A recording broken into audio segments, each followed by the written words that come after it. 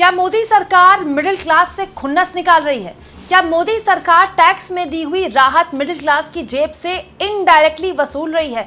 सब कुछ मैं आपको तफसील से बताऊंगी दोस्तों, और साथ में आपको स्मृति ईरानी के बढ़ते सिलेंडर पर वो बात भी दिखाऊंगी जिसको देखकर लोग उनकी कड़ी निंदा कर रहे हैं। हाँ बिल्कुल, वैसे तो हमारे देश में दोस्तों नेतागण बात बात में कड़ी निंदा करते हैं, किसी भी चीज़ की, किसी भी फैसले की या फिर दूसरे दल के नेताओं की, लेकिन कई बार नेताओं की भी कड़ी निंदा हो जाती है, जैसे स्मृति ईरानी की हुई।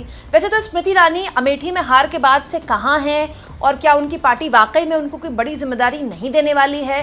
पहले उम्मीद थी कि वो राज्यसभा भेज दी जाएंगी, लेकिन फिर उनको राज्यसभा भी नहीं भेजा गया। इसको लेकर तमाम तरह की अटकलबाजी चली रही थी कि अचानक मोदी सरकार ने मिडिल क्लास को एक बेहतरीन तोहफा दिया है।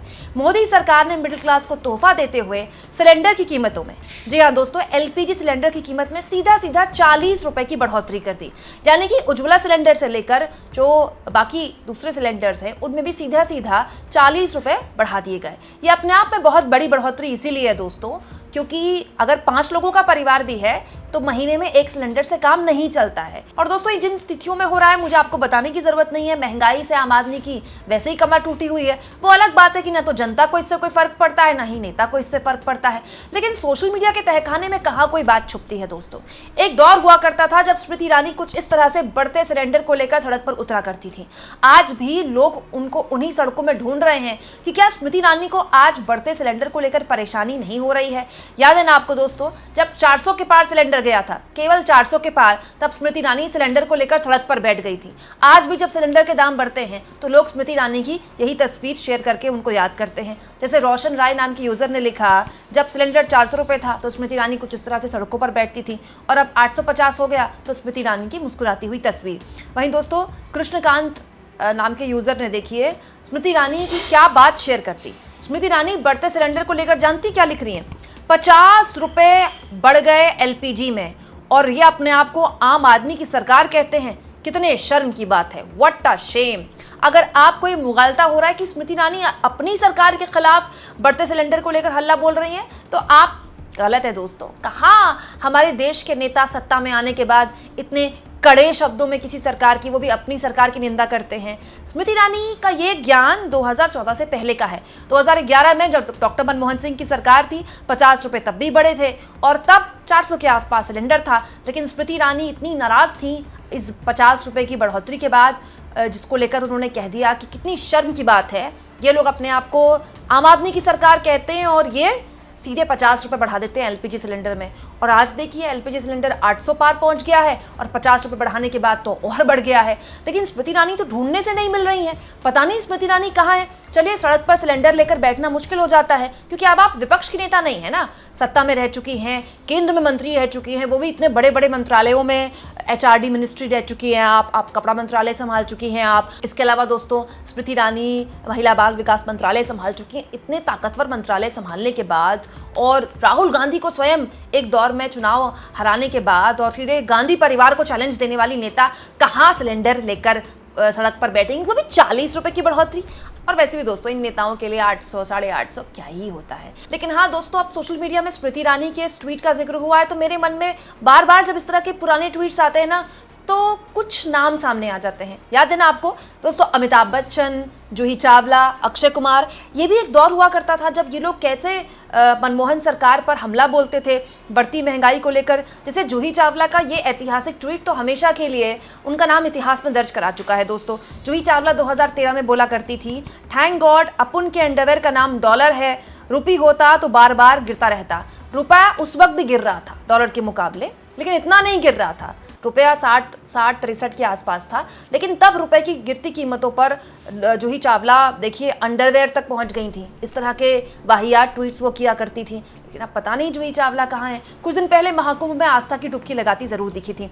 वहीं दोस्तों दूसरी ओर अमिताभ बच्चन का ये ऐतिहासिक ट्वीट्स हम और आप कैसे भूल सकते हैं। जैसे सदी के महानायक 2012 में लिखा करते थे, रामचंद्र कह गए सिया से ऐसा कलयुग आएगा, गाड़ी खरीदोगे कैश पे और पेट्रोल लोन से आएगा। वाह वाह वाह, क्या ज्ञान है। इसके अलावा अमिताभ बच्चन लिखा करते थे 2012 में, पेट्रोल 750 रुपये बढ़ गया, पंप अटेंडेंट ने कहा कितना का डालूं, मुंबईकर बोला 2-4 रुपये, कार के ऊपर स्प्रे कर दे भाई, जलाना है। क्या बात है दोस्तों, ये परम आदरणीय लोगों के जो ज्ञान भरी बातें हैं, पता नहीं है आजकल कहाँ है ये लोग, इनका ज्ञान खत्म हो गया या इनको ट्वीट लिखना इन्होंने इस तरह के छोड़ दिए हैं। अक्षय कुमार भी आपको याद होंगे दोस्तों, अक्षय कुमार को तो बाद में ट्वीट रीड करने पड़े थे जब अक्षय कुमार ने कहा था, गाइज अब वक्त आ गया है कि हमें अपनी साइकिलें साफ़ करनी पड़े और साइकिलों को रोड में उतारना पड़े, क्योंकि सोर्सेस कह रहे हैं कि पेट्रोल के दाम फिर से बढ़ सकते हैं। वाह, क्या क्रांतिकारी फैसला अक्षय कुमार ने लिया। लोगों को अपील की कि वो अपनी साइकिल्स निकाल लें। वैसे बाद में खुद ही डिलीट करना पड़ गया ये ट्वीट। हालांकि ये सब दौर अलग था दोस्तों, तब केंद्र में वो सरकार थी जिसको आप सीधे तौर पर ललकार सकते थे, आप उनसे सवाल पूछा कर सकते थे।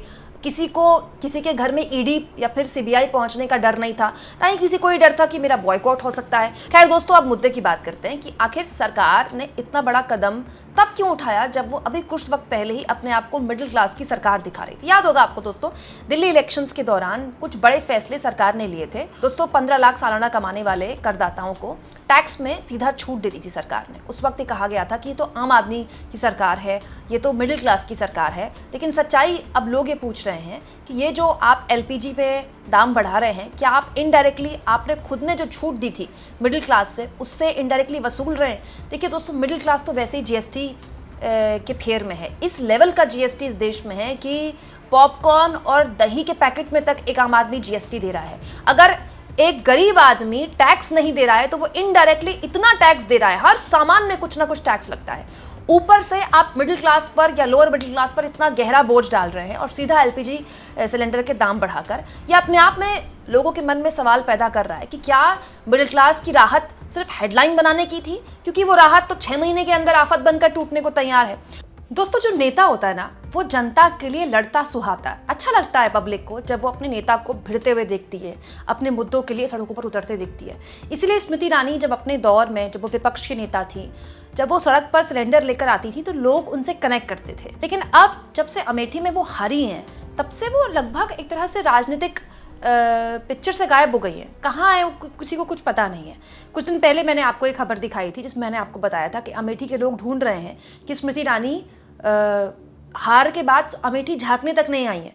उनके घर में एक हेल्पर है जो उनके घर का ख्याल रख रहा है, जिस घर का गृह प्रवेश उन्होंने अमेठी के चुनाव से पहले किया था। अब वो घर उनकी राह देख रहा है। कुछ दिन पहले फिर मैंने आपको ये खबर भी दिखाई थी जिसमें मैंने आपको बताया था कि हो सकता है कि स्मृति ईरानी एक बार फिर से छोटे पर्दे पर यानी कि टेलीविजन पर वापसी कर लें, क्योंकि सास भी कभी बहू थी का एक नए तरीके का संस्करण लेकर आ रही हैं एकता कपूर। ऐसी जानकारी कुछ मीडिया प्लेटफॉर्म्स ने छापी और इसमें एक बार फिर से तुलसी के तौर पर वापसी करेंगी स्मृति ईरानी। ऐसी खबरें हैं, चर्चा है। हालांकि स्मृति ईरानी एक फुल टाइम राजनेता के तौर पर ही राजनीति में आई थी और जब वो राजनीति में आई थी तो उन्होंने कभी टेलीविजन का रुख नहीं किया। लेकिन जैसा कि मैंने कहा कि नेता की जिंदगी में हार जीत तो आती रहती है, लेकिन वो जनता के बीच अगर रहेगा तो उसकी जो रेलेवेंस है वो लगातार बनी रहेगी। और वो जब जनता से अपना कनेक्ट खो देता है और ये बताता है कि जब तक वो जीतेगा तभी तक वो उनका है, अगर जनता उनको हरा देती है तो फिर वो जनता का नहीं है, तो फिर जाहिर तौर पर जिन लोगों ने स्मृति ईरानी को वोट किया है, जो उनके समर्थक थे, उनको भी उनका ये रूप देखकर बुरा लग रहा होगा। दोस्तों, एक ऐसा दौर जब स्मृति ईरानी लोगों के मुद्दों को लेकर सड़कों पर आती थी, आज वो स्मृति ईरानी कहाँ है? आपको क्या लगता है? कमेंट बॉक्स में जरूर लिखें और जितना हो सके दोस्तों चैनल को शेयर भी करें, सब्सक्राइब भी करें और थैंक्स फॉर ज्वाइन के ऑप्शन से दोस्तों अगर आप चाहें तो कुछ आर्थिक मदद भी चैनल की जरूर करें।